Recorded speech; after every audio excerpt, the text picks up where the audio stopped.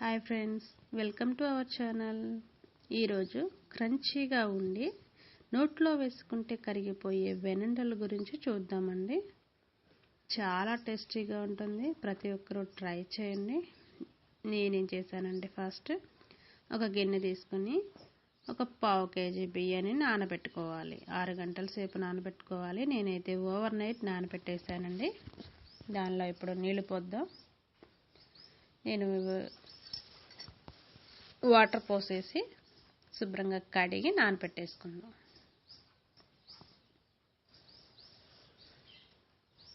ఒక 6 గంటల సేపు నాననివ్వాలండి కంపల్సరీగా.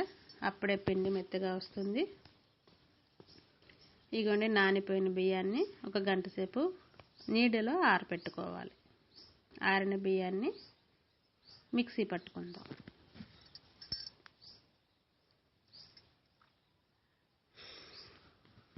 పిండిని 2 సగాలుగా వేసుకుంటున్నానండి.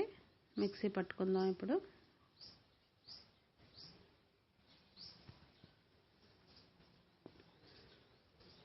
మిక్సీ పట్టిన పిండిని జల్లించుకుందాం. పూర్తిగా జల్లించిన తర్వాత 2 కప్పులు పిండి అయిందండి నాకు ఈ కప్పుతోటి. ఇప్పుడు 2 కప్పుల పిండిలో 1 కప్పు వెన్నపూస వేసుకుంటున్నానండి. అది పిండికి పట్టేలాగా చక్కగా కలుపుకుందాం.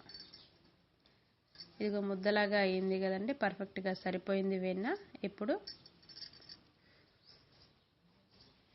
రుచికి సరిపడా కొంచెం సాల్ట్ వేసుకుందాం. సాల్ట్ వేసిన తర్వాత ఒక్కసారి కలుపుకొని మళ్ళీ పచ్చిపాలు కలుపుకుందాం అండి పిండికి. ఆ పాలు పిండి అంతా కలిసేలాగా కలుపుకొని సరిపోకపోతే ఇంకొంచెం పోసుకుందాం. దాన్ని ఒక ముద్దలాగా, చపాతీ ముద్దలాగా కలుపుకుందాం. సాఫ్ట్ అయిందండి. ఇప్పుడు చిన్న చిన్న బఠానీ గింజంత సైజులో బాల్స్ చేసుకుందాం.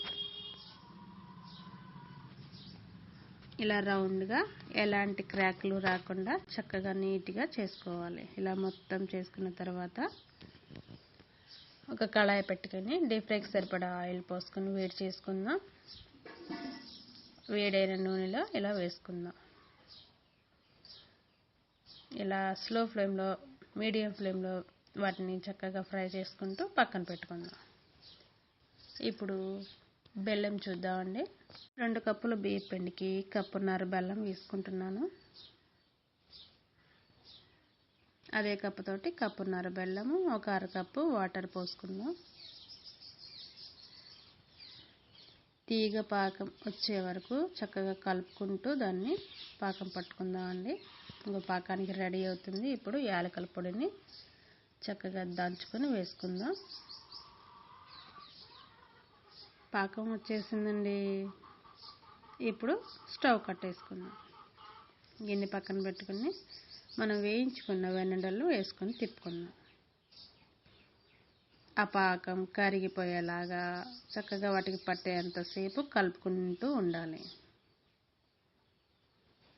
అంతేనండి, క్రంచీగా నోట్లో వేసుకుంటే కరిగిపోయే వెనండలు రెడీ అయిపోయినాయి. Thank you for watching.